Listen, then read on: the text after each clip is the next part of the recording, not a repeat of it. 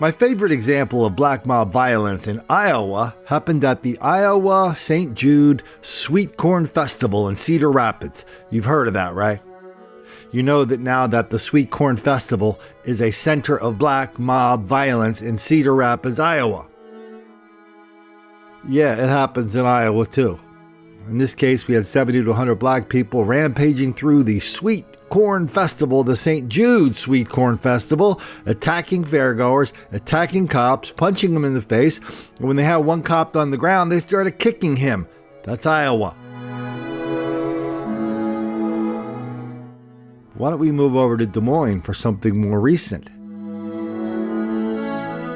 People in Des Moines are freaking out. They're freaking out because they're running out of ways to talk about this without telling exactly what it is. It's happening so often. They're running out of ways of saying the teenagers are meeting to have us fight. Started out small, got big. No, what you had in Des Moines, Iowa, twice in the last couple weeks are over 100 black people rampaging through downtown, attacking each other, attacking citizens, and fighting cops. And that's in Des Moines, Iowa. Wow. Started out as kids showing up to see a fight, ended in 3 arrests Wednesday. In this case investigation report, police say 100 to 125 juveniles arrived at the DART bus station. We started getting a large crowd down there. You could tell tensions were rising. People who ride the bus every day say teens gather outside Central Station often. Just normally high school kids or like middle school kids, and they'll come down, it starts normally with play fights and stuff. I'm glad the cops are there, because it stopped that.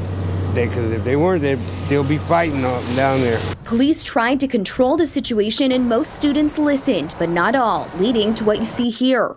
The officers tried to arrest them, and that's when they met some resistance. This is the second time in the past few weeks that police have had to respond to large crowds of teens being disruptive outside DART. It's with increasing frequency that we see these types of incidents down there. I mean, we had one 2 weeks ago. So there's a lot of factors that allow this to happen. And, we're going to be looking at all of those. Police say they can manage behavior, but not change it. And it will take the community to solve the problem. Those with DART agree. Our DART team is working closely with the Des Moines Police, the City of Des Moines Public Schools, and other community members to determine the best steps going forward in these situations. It's important that we all work together as a community. Eventually, about 100 high school and middle school students converged onto an area around 6th and Walnut. But the violence didn't end there. Ben Oldak's here to take us through what happened. Janae, police say they knew that a fight was coming, but they didn't know it was going to grow into something this big. And on top of that, something that would lead to an innocent bystander being hospitalized. And our school resource officers received some information that there were 2 kids that were planning a fight. They were going to fight each other. Who knows why? I'm sure it's absolutely ridiculous, but they were going to fight each other. But what may have been a normal after-school fight turned into a spectacle. Word spread. We could see that it was picking up some momentum. So we sent some officers down to the area where we thought this was going to occur. What we did not expect was the number of students from a variety of schools that showed up simply to spectate. The police department had 10 officers in place. They were met with around 100 students from different schools gathered to watch what was happening. Then things got out of hand. And then we had what we would expect. There was small skirmishes that broke out within this large crowd. That mob mentality takes over, and these kids started just getting out of control. Whether it was something as simple as bad manners all the way on up to assaulting a police officer. That happened in this crowd. Police say a large fight broke out in the crowd, and they had to use pepper spray to get it under control. 3 males were arrested, ages 14, 15, and 16. After 2 hours, things were back to normal.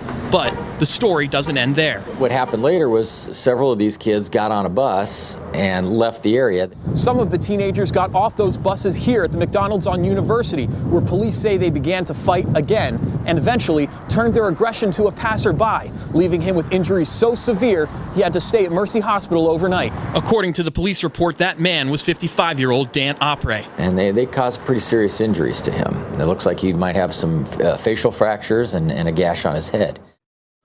Now, the victim has been released from the hospital. Perisic says these issues should have been solved in the home and that it's absolutely ridiculous the department had to dedicate the amount of resources they did for this incident. Des Moines Public Schools released a statement on the brawl saying, quote, "There certainly may be student discipline, but the district will wait until police finish their investigation before moving forward. We are thankful for the DMPS staff member who originally alerted school resource officials to the possibility of a confrontation." Of course, the cops are getting their spiel down. Well, it's not going to be up to us to solve it. It's going to be up to the families to solve it. It's going to be up to the community to solve it. Well, the family and the community doesn't think there's a problem. They think the cops are picking on those kids because they're black. They think white kids do it too. They don't think there's a problem with the kids. They think there's a problem with the people who run DART. They think there's a problem with the cops. You don't understand that, do you?